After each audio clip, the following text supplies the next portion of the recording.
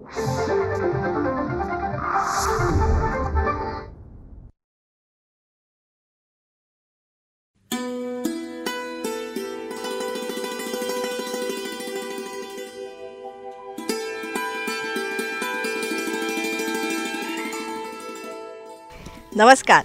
रयतेचा दरबारमध्ये आपणा सगळ्यांचं हार्दिक स्वागत.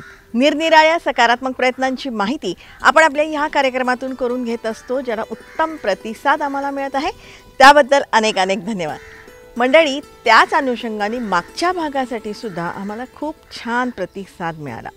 मागच्या भागामध्ये आपण पुणे जिल्ह्यातल्या पुरंदर तालुक्यातल्या दिवे ह्या गावची एक शाळा बघितली, जी सामाजिक न्याय विभागाअंतर्गत चालवण्यात येते आणि 6वी ते 10वीच्या मुलांसाठी ही निवासी शाळा आहे. आणि या शाळेचं वैशिष्ट्य म्हणजे विविध उपक्रम तिथे राबवण्यात येतातच आणि त्याबरोबरच इथली स्वच्छतागृह अतिशय स्वच्छ होती आणि त्याचबरोबर इथलं जे जेवण होतं ना, तेही गरमागरम या सगळ्या मावशा त्यांना वाढत होत्या. हेही आम्ही तिथे जाऊन तपासलं म्हणा किंवा आम्ही तिथे जाऊन ते बघितलं आणि खरंच आम्हाला खूप आनंद झाला. त्यामुळे काय आहे, त्या शाळेतली जी मुलं आहेत ना, ती खूप हुशार झालेली आहेत. विविध विषयांचं त्यांना ज्ञान मिळत आहे. त्यातूनच गोरगरिबांची ही जी पिढी आहे ना, ही सक्षम होते आहे आणि त्यासाठी शासनाच्या पातळीवरून प्रचंड मेहनत घेतली जात आहे आणि ती मेहनत आपण सगळ्यांनी समजून घ्यायला पाहिजे. त्यासाठीच रयतेचा दरबार. रयतेचा दरबारमध्ये आपण अशा प्रकारचे वेगवेगळे विषय मुद्दाम मांडत असतो, त्याची माहिती आम्ही तुमच्यापर्यंत पोचवत असतो. त्यासाठीच एकमेकांना मदत करू, एकमेकांची काळजी घ्या आणि सगळ्यांचं जगणं समृद्ध करूया. त्यासाठीच रयतेचा दरबार.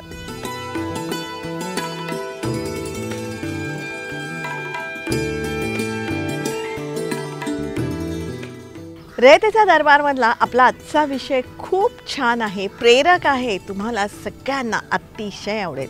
मंडळी, गोरगरिबांच्या स्वप्नपूर्तीच्या आनंदामध्ये आज आपण सारेजण सहभागी होणार आहोत. ते माझे घर, ते माझे घर, जगावे गळे असेल सुंदर, असेल सुंदर. ते माझे घर, ते माझे घर. मंडळी, ही छोटीशी सुबक देखणी घरं तुम्हाला आवडली का? गोरगरीब कष्टकरी हातांची ही स्वप्नपूर्ती आहे. जन्माला आलेल्या प्रत्येकाचं हे स्वप्न असतं, आपल्या मालकीचं घर असावं, जिथे आपलं आयुष्य फुलेल, आपल्या पुढच्या पिढ्या नांदतील, परम सुख मिळतं या 4 भिंतीत. आणि आम्हाला रमा योजनामधनं घरकुल मिळालं. आम्ही अपडाऊन करतोय का, आम्हाला येऊन जाऊन स्वतःचं घर आहे, एवढे लांब पडतंय तरी घर झाल्यामुळं आम्ही येऊन जाऊन करतोय रोज. आता मी कामावरनं आले, सिंगड रोडवरनं. हा, इथं पुण्यामध्ये दायरी झाडू खात्यात आहे मी, सफाई कामगार आहे. मग घर झाल्यामुळं आम्ही येऊन जाऊन करतोय, नाही तर आम्हाला घर नव्हतं, आम्ही भाड्याने राहत होतो पुण्यामध्ये. आणि भाऊसाहेबांनी तर आम्हाला लय मदत केली आहे, खूप मदत केली. खूप छान वाटते. झोप तर एवढी छान येते ना, एवढं दमून येतोय, दिवस जातो यायला जायला, पण झोप खूप छान लागते स्वतःच्या घरात. नाही, करतंय ना, सरकारला आमचं धन्यवाद आहे, लय आभार आहे आम्ही. मुलांचं बी छान आहे. सून केली मी घर झालं तर, मला सून भेटली. 6 महिने झालं मुलाचं लग्न केलं. घर नव्हतं तर सून पण नव्हती भेटत. झोप शांत लागते. किती मोठं सुख ह्यांना गवसलेलं आहे ना. अर्थात त्यासाठी त्यांना उपयोगी पडली रमाई घरकुल योजना. रमाई आवास नावाची घरकुल योजनाच आहे. म्हणजे 2008 सालापासून ही सुरू केली गेली. 2010 पासून त्याला चांगल्या प्रकारे मूर्त स्वरूप आलं. याच्यामध्ये ग्रामीण भागामध्ये आणि शहरी भागामध्ये, पण मुळात मी ग्रामीण भागातलं सुरुवातीला सांगतो की अनुसूचित जातीमधील जी लोक आहेत त्यांच्यासाठीच फक्त ही स्कीम आहे. आणि याच्यामध्ये ज्यांना घरच नाही आहे, जे बेघर आहेत आणि ज्यांचं घर पडलेलं आहे, अशा 2 लोकांच्यासाठी ती राबवली जाते. ज्यांना घरच नाही आहे परंतु ज्यांच्या नावावर त्यांची जागा आहे, स्वतःची घर बांधलीत, तर त्यांना आपण 1,32,000 रुपये देतो. आणि डोंगराळचा प्रदेश असेल तर 1,42,000 तो. यामधला 12,000 खर्च हा शौचालयासाठीच आहे की स्वच्छता राहावी आणि त्या लोकांना राहणीमान सुधारावं चांगल्या प्रकारे म्हणून. त्यात दुसरी अशी व्यवस्था आहे की ज्याच्यामध्ये ज्यांचं घर पूर्ण मोडकळीस आलं आहे ते पडणारच आहे बाबा आता तर त्यांना सुद्धा ह्या स्कीमचा लाभ दिला जातो. ह्या योजनेमध्ये ज्यांच्याकडे जागाच नाही घ्यायला त्याला फक्त ग्रामीण भागासाठी पंडित दीनदयाल उपाध्याय नावाची योजना आहे. ग्रामीण विकास महामार्फत 50,000 रुपये दिले जातात त्यांना जागा खरेदी करायसाठी, घर बांधण्यासाठी वगैरे.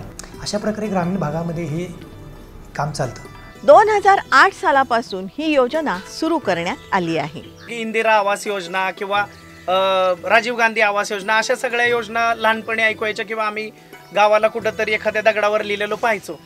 तर त्याच धर्तीवर सामाजिक न्याय विभागाने साधारण 2008 पासून रमाई घरकुल आवास योजना अशी रमामातेच्या नावाने या सर्व घटकांसाठीची योजना सुरू केली.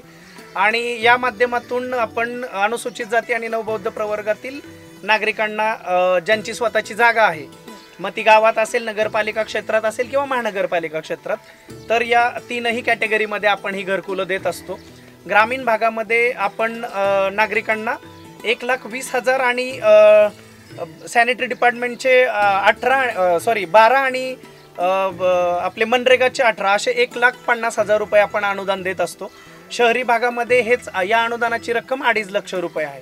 मंडळी, ह्या योजनेच्या नावामुळेच लाभार्थ्यांना सुख, समाधान, समर्पणाचं वरदान मिळतंय. रमाई घरकुल योजना. माता रमाई आपल्या सर्वांचं प्रेरणास्थान. एका स्त्रीच्या शक्ती, बुद्धी, सहनशीलता, समर्पणामुळे तिच्या पतीचं कर्तृत्व झळाळून उठलं. त्याचा हा वस्तुपाठ आहे. माता रमाईंच्या जीवनावर भरपूर साहित्य आहे, काव्य आहे, गीतं आहेत जी आपण समजून घेतली पाहिजेत. तसं तर त्यांच्या विविध गुणांविषयी खूप सांगता येईल, पण आम्हाला भावलेला हा प्रसंग बघा, डोळे भरून येतील. एकदा डॉक्टर बाबासाहेबांना अचानक परदेशी जावं लागलं. तेव्हा माता रमाईंना त्यांनी धारवाडला वराळे यांच्या लहान मुलांच्या वसतिगृहामध्ये पाठवलं होतं. लहान मुलांमध्ये त्या रमून जात. अचानक 2 दिवस लहान मुलं खेळायला आली नाहीत. माता रमाईंनी कारण विचारलं. तेव्हा वराळे यांनी सांगितलं, 2 दिवस मुलं उपाशी आहेत, अन्नधान्याचं अनुदान अजून आलं नाही. हे ऐकताच माता रमाईंनी स्वतःचं सोनं, नाणं, बांगड्या वराळ्यांकडे सुपूर्द केलं आणि त्या लहान मुलांना जेवू घातलं. कुठल्याही मुलांना मी उपाशी पाहू शकत नाही, हे त्यांचे शब्द आहेत. अशा होत्या वात्सल्यमूर्ती माता रमाई, डॉक्टर बाबासाहेब आंबेडकरांची सावली. मंडळी, अशा प्रेरक व्यक्तिमत्वांमुळे, आदर्शांमुळे आपल्याला कुठेतरी दिशा गवसत असते. आणि त्याच अनुषंगाने आपण रमाई घरकुल योजनेचे निकष नेमके काय आहेत ते समजून घेऊया. याचे देखील बेसिक क्रायटेरिया आहे. आपले महाराष्ट्राचे रहिवासी हे नागरिक असावे. उत्पन्नाचा क्रायटेरिया देखील ग्रामीण भागामध्ये 1.5 लाख, शहरी भागामध्ये 3 लाख रुपये असा आपण त्याच्यामध्ये ठेवलेला आहे. याच्यामध्ये 269 स्क्वेअर फुटाचं घर आपल्या या नागरिकांनी बांधणं अपेक्षित आहे, जे की ग्रामीण भागामध्ये, आणि साधारण 300 स्क्वेअर फुटाचं आपण शहरी भागामध्ये बांधण्याचा किंवा त्यांना या सगळ्या बांधकामाचा अवलंब करण्यासाठी आपण त्यांना प्रवृत्त करतो. 3 टप्प्यामध्ये आपण या योजनेचं अनुदान त्यांना देत असतो. आणि आपल्या ग्रामीण भागामध्ये ही योजना आपण ग्रामीण विकास विभाग यंत्रणेमार्फत, शहरी भागामध्ये संबंधित महानगरपालिका आणि नगरपालिका यांच्यामार्फत ही राबवतो. समाज कल्याण विभागाकडून ग्रामीण स्तरावरती जी योजना राबवली जाते त्याचा पूर्ण फंडिंग हा मंत्रालयीन स्तरावरूनच ग्रामीण विकास कक्ष, जो आपला ग्रामीण विकासचा कक्ष आहे, त्यांना आपण वर्ग करतो. शहरी भागामधला जो काही सगळा निधी आहे आपल्या नागरिकांचा, हा आपण संबंधित महानगरपालिकेला आणि नगरपालिकांना वर्ग करतो. ते प्रत्येक टप्प्यावरती आपल्या या नागरिकांच्या घर बांधण्याच्या डेव्हलपमेंटची पूर्ण माहिती घेऊन त्या पद्धतीने आपल्या या नागरिकांना तो फंड उपलब्ध करून देतात आणि त्या योग्य मग अशा पद्धतीने आपण घरांची उभारणी करतो. मंडळी, ह्या योजनेसाठी ग्रामीण भागातल्या लाभार्थ्यांची निवड ग्रामसभेतून केली जाते. ग्रामीण भागामध्ये ती पालकमंत्री साहेबांच्या अध्यक्षतेखाली कमिटी असते याच्यामध्ये, आणि आमचा अधिकारी आहे तो सहाय्यक आयुक्त, हा सदस्य सचिव आहे. तर या लोकांच्या माध्यमातून लाभार्थ्यांची निवड केली जाते. म्हणजे ग्रामीण स्तरावर ग्रामसभेमधून तो BDOमध्ये प्रस्ताव येतो, ग्रामीण विकास अधिकाऱ्याच्या मार्फत, पंचायत समिती स्तरावर, त्यानंतर जिल्हापती स्तरावरती, आणि या ठिकाणी त्या लाभार्थ्यांची निवड केली जाते. जे आपल्याला मी यापूर्वी क्रायटेरिया सांगितले ह्याच्यामधले, त्याच्यामध्ये नमूद करून लाभार्थ्यांची निवड केली जाते. आणि त्यांना मग घर बांधण्यासाठी हप्त्यानुसार ते पैसे येतात. या टप्प्याला प्रत्येक टप्पे ठरले आहेत. बांधल्यानंतर एक भिंत बांधली तर एवढं, त्याचा पाया खणल्यानंतर एवढं, अशा प्रकारे ते पैसे दिले जातात. देण्याचा हेतू आहे की एकाच वेळी पैसे देऊन ते दुसऱ्या मार्गाला खर्च होऊन त्याचं घर अपूर्ण राहील, हा त्यातला मेन हेतू आहे त्याच्यामध्ये. शहरी भागामध्ये ह्या योजनेची अंमलबजावणी त्या महानगरपालिकेच्या आयुक्तांकडे असते.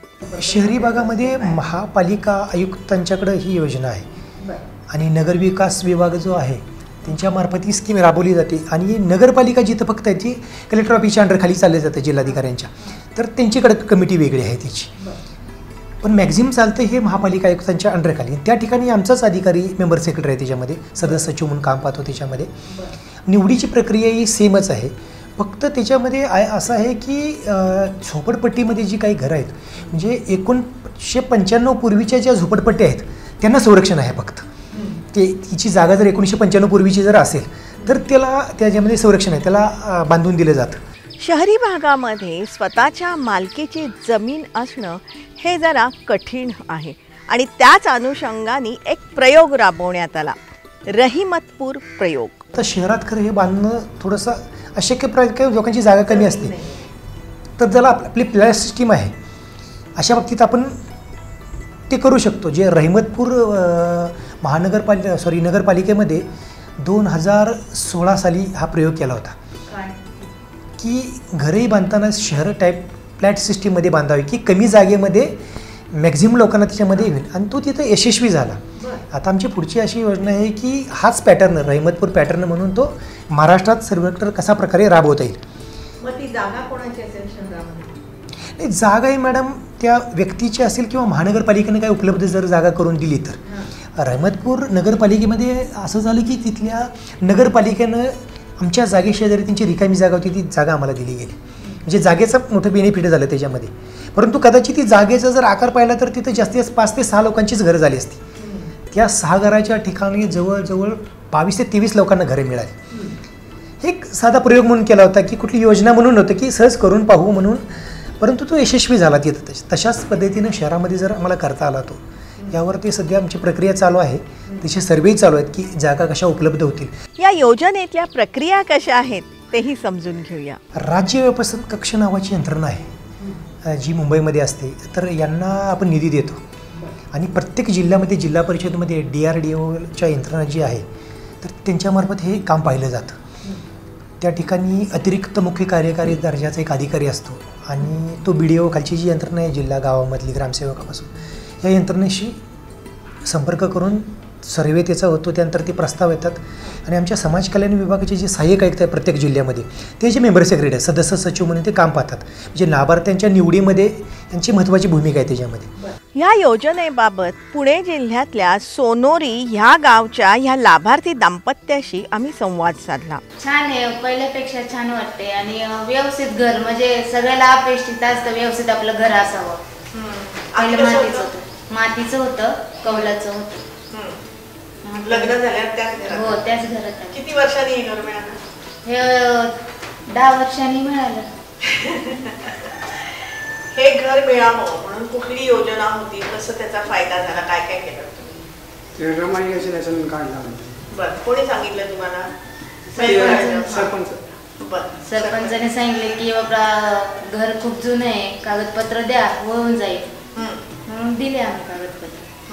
ते आले 6 महिने. कागदपत्राचं किती दिवसात पूर्ण झालं कागदपत्राचं सगळं? म्हणजे मंजुरी तुम्हाला कधी मिळाली? मंजुरी आम्हाला 2021 मध्ये. बरं, आणि हे घर बांधायला किती वेळ मिळाला? 6 महिने झाले. 6 महिन्यात झाले एवढं? सरकारला अजून काय सांगू शकता? याच्यामुळे फायदे काय काय झाले? चांगल्या घराचे फायदे काय काय?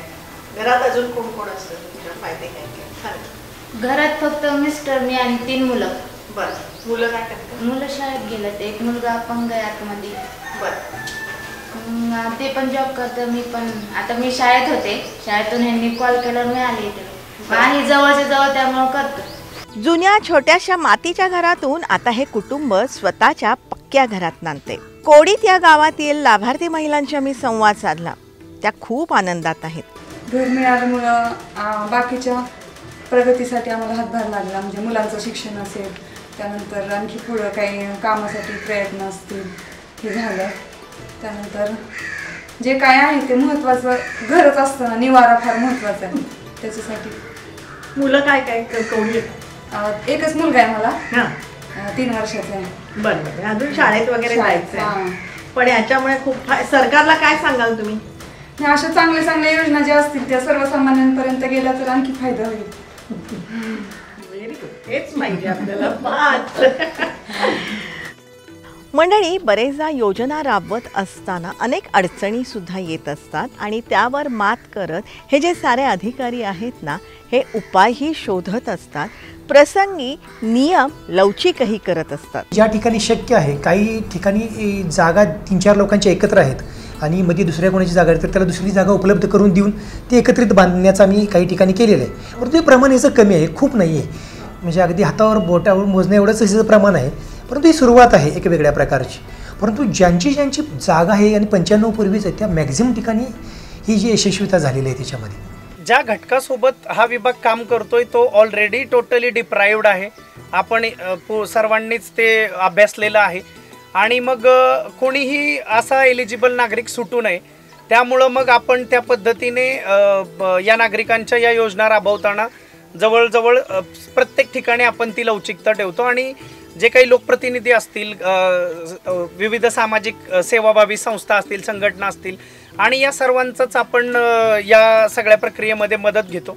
या नागरिकांपर्यंत मग पोहोचले जाऊन मग त्या नागरिकांना जे ॲक्च्युअल गरजू आणि एलिजिबल आहेत किमान पहिल्या टप्प्यावर त्यांच्यापर्यंत तरी हे सगळं पोहोचावं.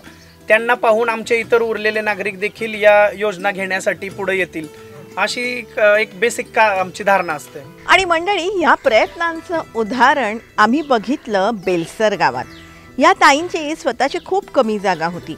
ती निकषात बसवण्यासाठी यांनी इथे 1 मजली घर बांधायला परवानगी दिली. ज्यांनी ज्यावेळेस आमच्याकडे ग्रामपंचायतीकडे एक अर्ज केला होता की मला घरकुल हवं आहे आणि त्यांची आर्थिक परिस्थिती अतिशय हलाखीची आहे आणि योगायोगानं त्या रमाई योजनेमध्ये त्या पात्र लाभार्थी होत्या. तर ज्यावेळेस त्यांची जागा होती, जागा फार छोटी होती, साधारण 200-250 स्क्वेअर फीटची जागा होती आणि याच्यामध्ये तेवढं घर बसत नव्हतं. मग अधिकाऱ्यांशी चर्चा केली आम्ही आणि ते म्हणले मग 2 मजली त्या जागेत जर तुम्ही ते करू शकला तर चालेल. कारण साधारण म्हणजे आता हे 450 स्क्वेअर फीटचं घर झालं पाहिजे विथ बाल्कनी.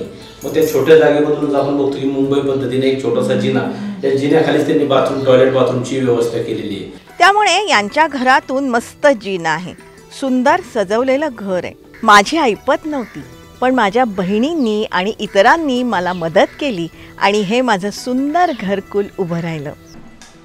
वरती किती रूम आहेत आता? एवढंच एकच, हे एकरवरती असंच आहे. अच्छा, घरात कोण कोण आहे आणि तुमच्या? घरात मी एकटीच असते. बर, मग हे पुष्कळ झालं ना हे? हो घर? झालं ना. कसं वाटतं नवीन घर? नवीन घर छान वाटतं. कसं मिळालं तुम्हाला हे घर? आधी कसं होतं घर? आधी आमचं असं कौलाचं होतं साधं आणि जरा पडलेलं होतं आणि गळत होतं आणि पाऊस आला की मग गमीला लावायला लागायचं, कपडे भिजायची, जेवायला मग स्वयंपाक करायला जागा नसायची. म्हणून मग मी ग्रामपंचायतीमध्ये घरकुलासाठी अर्ज केला. मग त्यांनी मला घरकुल मंजूर करून दिलं आणि त्यातून मग मला पंचायत समितीने यांनी सगळ्यांनी सहकार्य केलं, मदत केली आणि मला घरकुल मिळाले. कसं वाटतं आता? स्वतःचं घर झालं आणि छान झालं, चांगलं वाटतंय, मस्त वाटतंय. हो, एक आपलं जरा स्टेटस राहतो ना बाकीच्या हो ठिकाणी. बरोबर आहे. हा, सरकारला काय सांगाल तुम्ही? हो, आम्हाला घरकुल दिल्याबद्दल मी धन्यवाद सरकारचे आणि खूप खूप आभारी आहे. या ताईंचं हे घरकुल बघा, हे आता उभं राहत आहे, पण ह्या सगळ्या बांधकामावरती ह्या ताईंची निगराणी आहे. तुम्हाला हे कुठल्या योजनेतून मिळालं? रमाई घर. याच्यामध्ये तुम्हाला किती आतापर्यंत निधी मिळाला आहे? 2 हप्ते मिळाले. पहिला 15चा, नंतर 45चा. अच्छा. आणि हे कधी तुम्ही अर्ज केला होता? मार्चमध्ये केलं ना. आता तुम्हाला काम पण बऱ्यापैकी झालेलं हो. मंडळी, या योजनेला प्रतिसाद खूप चांगला मिळतोय. प्रतिसाद चांगला आहे. इतर राज्यांच्यापेक्षा जर महाराष्ट्रातली ही पूर्व आहे, महाराष्ट्र असल्यामुळं पूर्वीपासूनच या योजनेला चांगला प्रतिसाद आहे. मुळात समाजामध्ये जे लोकप्रतिनिधी आहेत त्यांच्यामार्फत आणि जे समाजसेवक म्हणून काम पाहणारे लोक आहेत याची जाहिराती मोठ्या प्रमाणात केली जाते शासनामार्फत. त्यात अजून असं आहे की ग्रामसभा ज्या 4 होतात प्रत्येक वर्षामध्ये, त्या ग्रामसभेमार्फत आवर्जून हे सांगितलं जातं. प्रत्येक ग्रामपंचायत ठिकाणी बोर्ड लावायची एक व्यवस्था केलेली आहे की स्टँडमध्ये की गावाच्या ठिकाणी पारावरती लोक बसतात अशा ठिकाणी आणि त्या वस्तीमध्ये सुद्धा जी अनुसूचित आहेत त्यामध्ये तर ही लावलं जातं. परंतु सहज ग्रामपंचायत माणूस आला तर त्याला ते दिसलं पाहिजे की अशा नावाची योजना आहे. कुणी बघून दुसऱ्याला ती सांगू शकेल आणि ते अधिकारी बघतील. गावात सुशिक्षित 4 लोक असतील, ती ग्रामसभेमध्ये विचारतील की बाबा ह्या योजनेबाबत तुम्ही काय केलं. अशा प्रकारे त्याची ती पब्लिसिटी होती. ती सर्वसामान्य लोकांच्यापर्यंत कमी खर्चामध्ये कसं जास्तीत लोकांपर्यंत पोहोचता येईल हे पाहिलं जातं याच्या माध्यमातून. अडचणी आहेत, त्रुटी आहेत, तिची पूर्तता होईल. कारण सर्व ठिकाणी ती यशस्वीता कशी होणं. शहरामध्ये मात्र मोठं मुळात आहे अडचणीची जागाच नाही लोकांच्यावरती. कारण ज्यांना गावातही राहायला जागा नाही ती रोजगाराच्या शोधात शहरामध्ये आलेली ही लोक आहेत. ज्यांच्यावर पिढ्या आणि पिढ्या ज्यांना कुठं रोजगाराचं उपलब्ध झाला नाही ती रोजगाराच्या शोधात शहरामध्ये आली. स्वतःची जागा नाही तर जिथं भेटेल जागा तिथं ही राहिलीत लोक आणि त्यांना ती मग जागा उपलब्ध करून देणे. परंतु पुण्यासारख्या शहरात, मुंबईसारख्या शहरात हे योजना राबवताना प्रचंड अडचणी आहेत. पण छोटी जी शहरं आहेत, कोल्हापूर आहे, सांगली आहे, जी मध्यम आकाराची शहरं आहेत, ह्या ठिकाणी योजना राबवताना कमी अडचणी येतात. जी मोठी शहरं आहेत अशा ठिकाणी थोडासा प्रॉब्लेम आहे.